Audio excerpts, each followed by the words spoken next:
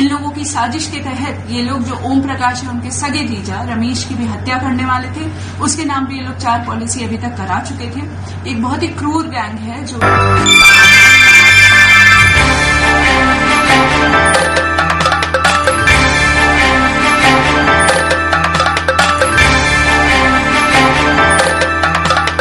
निरंतर अंतर्राज्यीय बीमा गिरोह के सदस्यों के विरुद्ध कार्रवाई की जा रही है।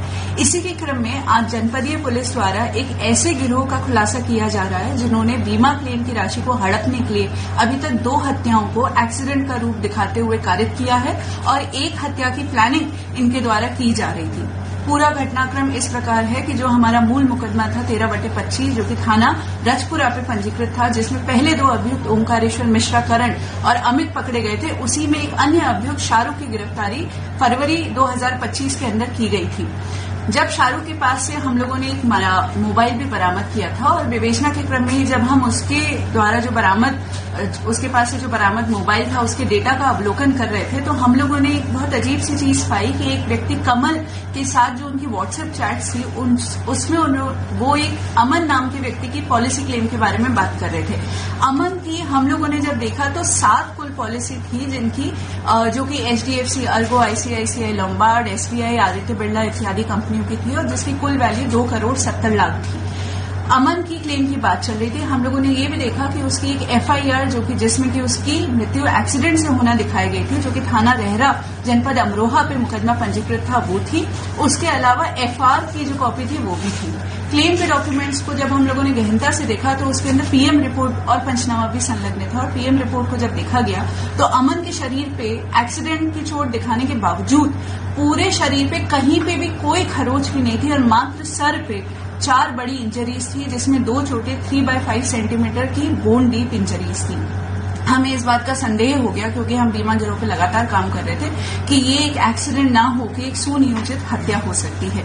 इसलिए हमारे द्वारा एक रिपोर्ट प्रेषित की गई कि इसमें अग्रिम विवेचना की आवश्यकता है और DIG सर के आदेश से अमरोहा से ये विवेचना जो है थाना रजपुरा में ट्रांसफर हुई। इसी की विवेचना के दौरान जो हमने दस्तावेजों से 2 प्रमुख अभियुक्तों को चिन्हित किया था, उनका नाम था कमल और वेद प्रकाश, जो कि धनारी के रहने वाले हैं। इन लोगों को हम लोगों ने बुलाया और इन लोगों से गहनता से जब पूछताछ की गई तो इन लोगों ने स्वीकार किया कि इनके द्वारा बीमा क्लेम की राशि को हड़पने के लिए अमन की हत्या की गई, जो कि इनकी सगी मौसी की लड़की का लड़का था। इनकी मौसा जी की डेथ हो चुकी थी और मौसी की लड़की की भी डेथ हो चुकी थी।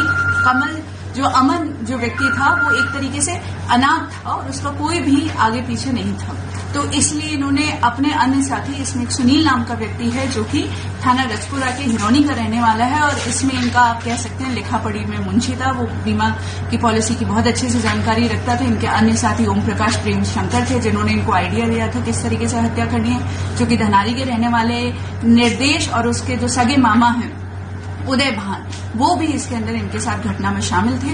ये लोग सुनियोजित तरीके से पहले इन्होंने इस बच्चे की 7 पॉलिसी कराई 2,70,00,000 की, फिर इससे ये लोग धनारी से लेकर गवां से होते हुए ये लोग रेहरा थाना में पहुंचे, जो कि सुनसान सा क्षेत्र है, जंगल है वहां पे। उसको अत्यधिक दारू का सेवन कराया, फिर उसके बाद हथौड़े से उसका सर फोड़ के उसकी हत्या कर दी। बाद में खुद ही वादी बन के इन्होंने थाना रेहरा पे मुकदमा पंजीकृत कराया और क्लेम की राशि हड़पी, क्योंकि हमें इस बात का अंदेशा हो गया था कि ये इनके द्वारा की गई पहली घटना नहीं हो सकती है।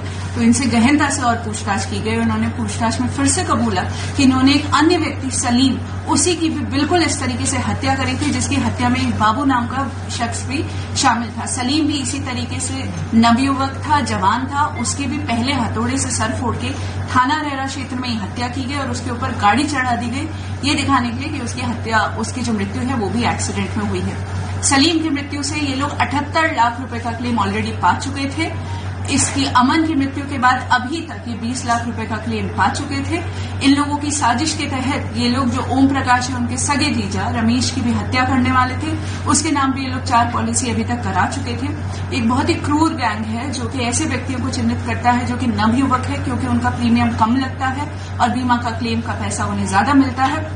उन लोगों को चिन्हित करते हैं, बर्बरता पूर्वक उनका सर फोड़ के उनकी हत्या कर देते हैं और उस हत्या को एक्सीडेंट का रूप दिखाते हुए बाद में क्लेम की राशि को प्राप्त कर लेते हैं। इन लोगों को हत्या का दोषी मानते हुए आज मुकदमा अपराध संख्या 345/23 में अंतर्गत धारा 420, 302, 201, 475, 120B IPC में गिरफ्तार कर न्यायिक अभिरक्षा में भेजा जा रहा है। मैम, कितने मामलों के इस तरह की जो बीमा गैंग के, तो कितने आरोपी अब तक जेल भेज चुके हैं? ये जो हमारी गैंग है, इनके द्वारा 2 हत्याएं की गई हैं और उसके अलावा 1 हत्या की इनकी प्लानिंग थी, परंतु इससे पहले जनपद संभल की पुलिस द्वारा 2 इसी तरह की हत्याओं का अनावरण पिछले 10 दिनों में किया गया है। एक थाना चंदौसी के अंदर एक दरियाब नामक विकलांग व्यक्ति की इसी तरीके से हत्या की गई थी और बाद में उसे एक्सीडेंट का रूप दिया गया था।